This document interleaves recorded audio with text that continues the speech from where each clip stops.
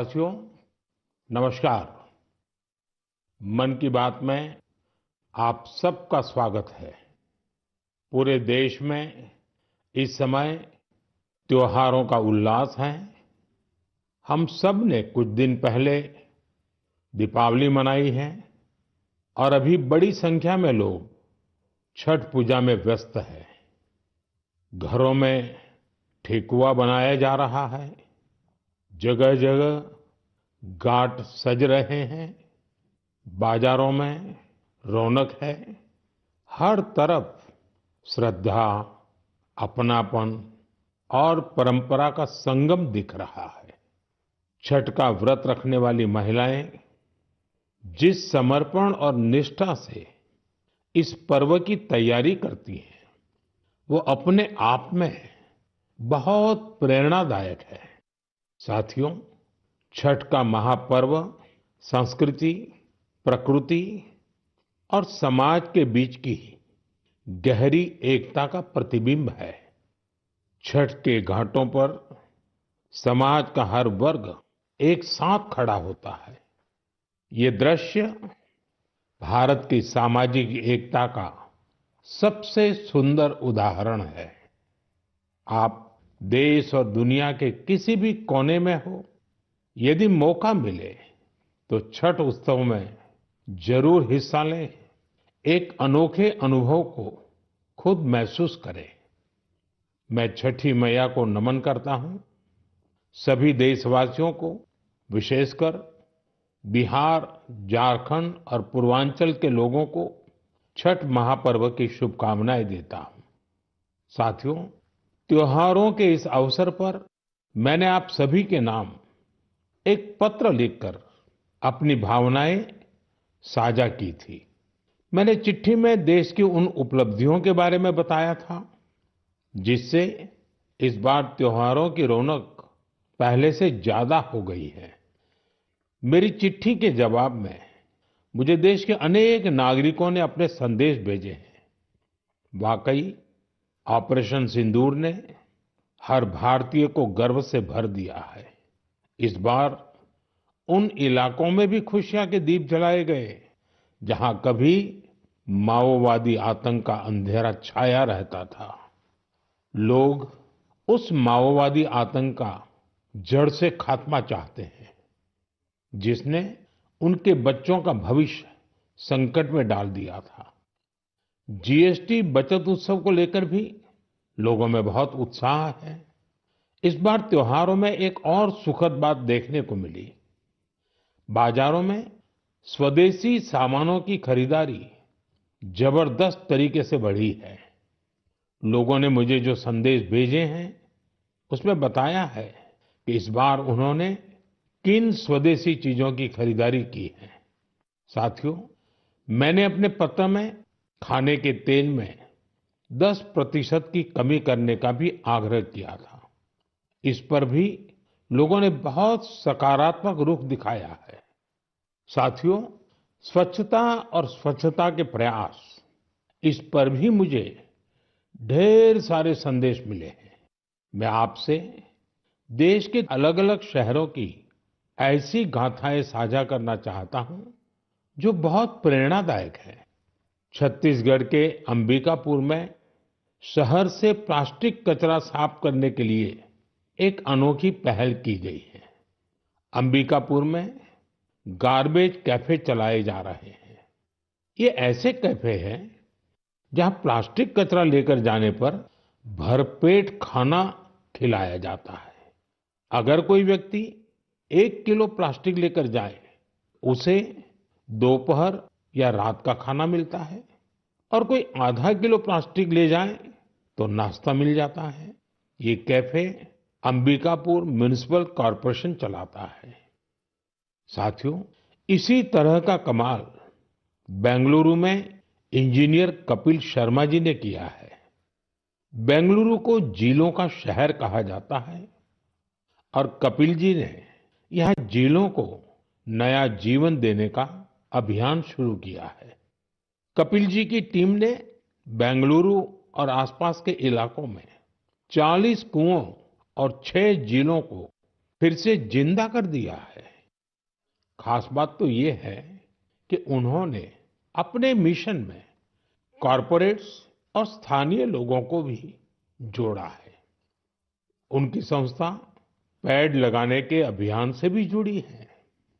साथियों, अंबिकापुर और बेंगलुरु ये प्रेरक उदाहरण बताते हैं कि जब ठान लिया जाए तो बदलाव भी आकर के ही रहता है। साथियों, बदलाव के एक और प्रयास का उदाहरण मैं आपसे साझा करना चाहता हूं। आप सब जानते हैं, जैसे पहाड़ों पर और मैदानी इलाकों में जंगल होते हैं, ये जंगल मिट्टी को बांधे रहते हैं। कुछ वैसी ही अहमियत समंदर के किनारे मैंग्रोव की होती है। मैंग्रोव समुद्र के खारे पानी और दलदली जमीन में उगते हैं और समुद्री इकोसिस्टम का एक अहम हिस्सा होते हैं। सुनामी या साइक्लोन जैसी आपदा आने पर ये मैंग्रोव बहुत मददगार साबित होते हैं। साथियों, गुजरात के वन विभाग ने मैंग्रोव के इस महत्व को समझते हुए खास मुहिम चलाई हुई है। 5 साल पहले वन विभाग की टीमों ने अहमदाबाद के नजदीक धौलेरा में मैंग्रोव लगाने का काम शुरू किया था और आज धौलेरा तट पर 3,500 हेक्टेयर में मैंग्रोव फैल चुके हैं। इन मैंग्रोव का असर आज पूरे क्षेत्र में देखने को मिल रहा है। वहां की इकोसिस्टम में डॉल्फिन्स की संख्या बढ़ गई है। केकड़े और दूसरे जलीय जीव भी पहले से ज्यादा हो गए हैं। यही नहीं, अब यहाँ प्रवासी पक्षी भी काफी संख्या में आ रहे हैं। इससे वहां के पर्यावरण पर अच्छा प्रभाव तो पड़ा ही है, धौलेरा के मछली पालकों को भी फायदा हो रहा है। साथियों, धौलेरा के अलावा गुजरात के कच्छ में भी इन दिनों मैंग्रोव प्लांटेशन बहुत जोरों पर हो रहा है। वहां कोरी क्रीक में मैंग्रोव लर्निंग सेंटर भी बनाया गया है। साथियों, पेड़ पौधों की, वृक्षों की यही तो खासियत होती है। जगह चाहे कोई भी हो, वो हर जीव मात्र की बेहतरी के लिए काम आते हैं। इसलिए तो हमारे ग्रंथों में कहा गया है, धन्या महिरुहा येभ्यो निराशाम यान्ति नार्थिनः। अर्थात वो वृक्ष और वनस्पतियां धन्य है जो किसी को भी निराश नहीं करते। हमें भी चाहिए, हम जिस भी इलाके में रहते हैं, पेड़ अवश्य लगाएं। एक पेड़ मां के नाम के अभियान को हमें और आगे बढ़ाना है। मेरे प्यारे देशवासियों, क्या आप जानते हैं कि मन की बात में हम जिन विषयों पर चर्चा करते हैं, उनमें मेरे लिए सबसे संतोष की बात क्या होगी? तो मैं इस बारे में यही कहूंगा कि मन की बात में हम जिन विषयों की चर्चा करते हैं, उनसे लोगों को समाज के लिए कुछ अच्छा, कुछ इनोवेटिव करने की प्रेरणा मिलती है। इससे हमारी संस्कृति, हमारे देश के कई पहलू उभर कर सामने आते हैं। साथियों, आप में से बहुतों को याद होगा, करीब 5 वर्ष पहले मैंने इस कार्यक्रम में भारतीय नस्ल के श्वान यानी डॉग्स की चर्चा की थी। मैंने देशवासियों के साथ ही अपने सुरक्षा बलों से आग्रह किया था कि वे भारतीय नस्ल के डॉग्स को अपनाएं, क्योंकि वो हमारे परिवेश और परिस्थितियों के अनुरूप ज्यादा आसानी से ढल जाते हैं। मुझे ये बताते हुए खुशी हो रही है कि हमारी सुरक्षा एजेंसियों ने इस दिशा में काफी सराहनीय प्रयास किए हैं। बीएसएफ और सीआरपीएफ ने अपने दस्तों में भारतीय नस्ल के डॉग्स की संख्या बढ़ाई है। डॉग्स की ट्रेनिंग के लिए बीएसएफ का नेशनल ट्रेनिंग सेंटर ग्वालियर के टेकनपुर में है। यहाँ उत्तर प्रदेश के रामपुर हाउंड, कर्नाटका और महाराष्ट्र के मुधोल हाउंड, इस पर विशेष रूप से फोकस किया जा रहा है। इस सेंटर पर ट्रेनर्स टेक्नोलॉजी और इनोवेशन की मदद से श्वानों को बेहतर तरीके से ट्रेन कर रहे हैं। भारतीय नस्ल वाले डॉग्स के लिए ट्रेनिंग मैनुअल्स को फिर से लिखा गया है ताकि उनके यूनिक स्ट्रेंथ्स को सामने लाया जा सके।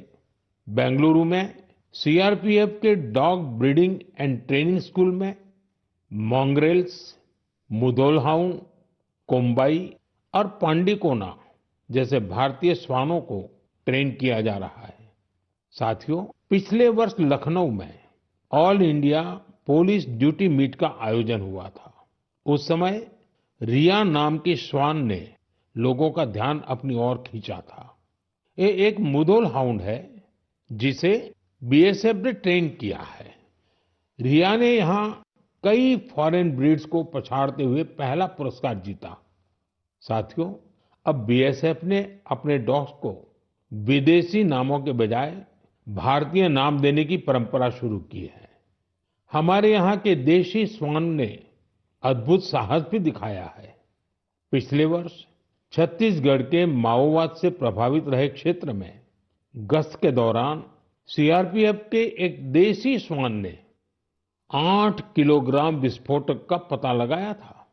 बीएसएफ और सीआरपीएफ ने इस दिशा में जो प्रयास किए हैं, उसके लिए मैं उन्हें बधाई देता हूं। वैसे मुझे 31 अक्टूबर का भी इंतजार है।